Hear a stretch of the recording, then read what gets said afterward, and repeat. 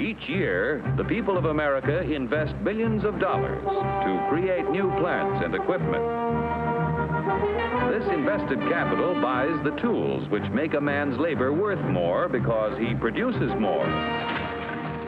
We began a previous video segment with this 1950s lesson on how investing in new technology leads to the high productivity that drives America's economic growth. Hi, folks. But even the retro cartoon's hero, King Joe, worries about productivity's side effects. Yeah, without capital to buy new tools, I might not do so good. But look what a new invention did to my grandpa. For 25 years, he knocks his brains out and the wagon works. Then along comes the gas button. Need I tell you what happened to Grandpop? There's no rule that everybody benefits from productivity growth. There's a great productivity advance that replaces horse-drawn carriages with cars, and all the people who were good at driving horses, maybe they're not so good at driving cars, and they can't get a job in the new world of where you need a license to drive a car. So some people will lose and some people benefit from most productivity advances. In fact, workers threatened by productivity have resisted technological progress down through history. When Augustus Caesar ruled Rome some 2,000 years ago, an inventor cooked up a labor-saving way to make glass. It threatened, however, the job security of makers of glassware like this, so Augustus reportedly canceled the plans and executed the inventor, rather than seeing the jobs disappear for the sake of productivity. 1,800 years later in England, textile workers called Luddites revolted when the industrial age threatened their craft shops with machinery like this stocking frame. They smashed the machines, the state promptly smashed them. Technology had simply become too powerful to resist. In 1974 in America, workers at the Washington Post newspaper sabotaged their own presses when new technology threatened their union jobs. But they lost them anyway as productivity kept plowing ahead. As it had plowed ahead at this gas station at a highway intersection south of Chicago a few years ago, where a new invention, the self-cleaning restroom, had begun saving hours of labor each day. But even the manager was a bit troubled by the improvements in his station's productivity. It's kind of worrisome because eventually they're going to find somebody to take my job, a computer to take my job. Do you really worry about that? When I start seeing stuff like this, yeah, it starts worrying a little bit. In Utah, at the factory that makes the self-cleaning restrooms, the workers, who are happy to be working, still have concerns about the long run. A few years ago, Wade Whittle thought he could get by with a junior college degree. Not anymore. If you're not a skilled worker, pretty much you're going to be working at McDonald's or somewhere like that. You have to have some sort of skill that people need. I mean, although there's a lot of automation and whatnot nowadays, I mean, you have to have people to run that equipment and be able to keep it up. But those people have to be more sophisticated than they used to be? Oh, yeah. Is that why you're going to college? Yeah. Yep. Do you worry that there's going to be a bunch of people who don't go to college, who don't have the advanced skills, and who are simply left by the wayside in the economy of the future? Yes, I do believe that.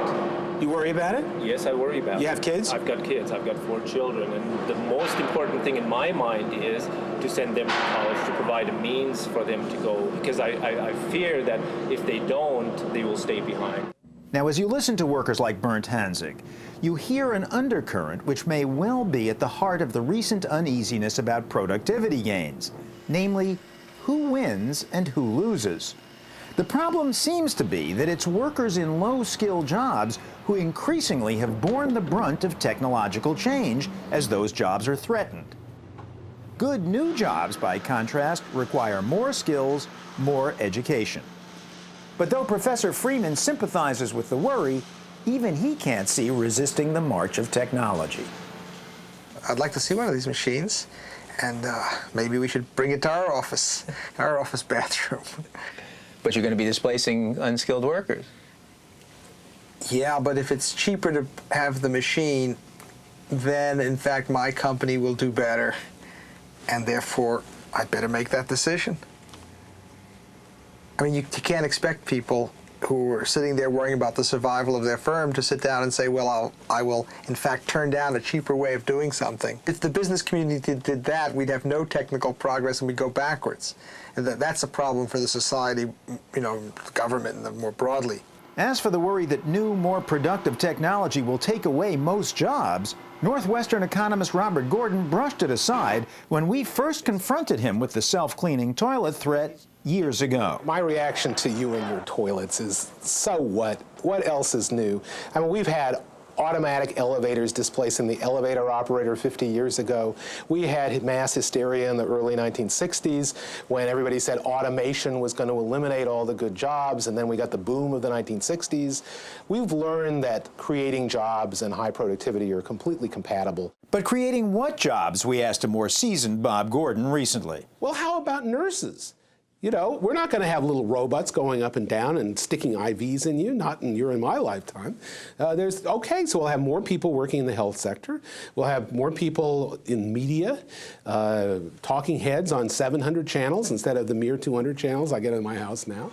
I mean, there's lots of jobs out there. They're just going to be a little different than they were 50 years ago.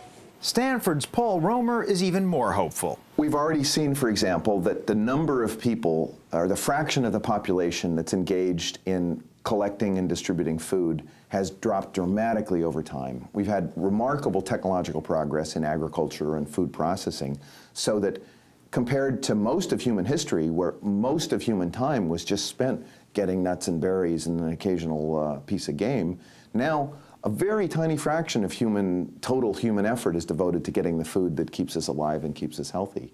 So what have humans done with all of that extra time? Well, we do things like we build buildings, we invest in schools, we produce art, we make discoveries about the origins of the universe and evolutionary biology. Humans are creative, thoughtful people, and they found lots of interesting things to do with their time. And I see no shortage of important ways to use human time in the future. We could be doing a better job with educating. We could spend more time raising our children. We could interact with each other in ways that we find valuable. So I predict that we'll never run out of useful things for people to do. That's pretty much today's point of view in mainstream economics and yesterday's. The history of our country proves that new inventions create thousands of jobs for everyone they displace. So it wasn't long before your grandfather had a better job, at more pay for less work. But try telling that to the workers themselves, that in the long run, the economy as a whole will be better off. In the long run, as famous economist John Maynard Keynes once pointed out, we're all dead. Therefore, most of us are worried about the here and now. The corn broom workers of Otagoville, Alabama, for example, would seem ripe to be automated out of existence. But they've spent years perfecting their craft. Danetta Underwood turns out 6 brooms an hour. You need to take off your time because you might get caught in this wax. Okay. Getting hit. All right. Oh. 1 wire burn, 2 sore fingers, and 8 minutes later, a factory reject. My teacher, however, Brady Sullins, can assemble a perfect corn broom every 50 seconds or so. It takes a full year to become an efficient quality operator. So this is skilled work. It's just that the skills are so specific, they'd be very hard to transfer to other jobs. And the same is true throughout blue-collar America. In this part of South Carolina, jobs at the local textile plant are among the best around. But in the plant itself, industrial robots have been displacing workers for years. And the jobs that are left, like so many in an economy that features specialization, are tied to specific machines, specific processes. After being swept away by broom making, I wondered if textiles would be any easier. You go through about a 12-week training program, and then you need probably 9 to 10 months of practical experience on the machine before you get really competent and actually know what you're doing with the machine and be able to make it perform correctly. How long would it take me, someone with not a whole lot of mechanical aptitude, to learn to run one of these machines? You may retire first. The point is, productivity takes a heavy toll on those it displaces. In economics, which is all about efficiency and producing more with less, productivity is an unambiguously good thing. You said it, brother. But to many people in different times and cultures, productivity has meant the end of the line.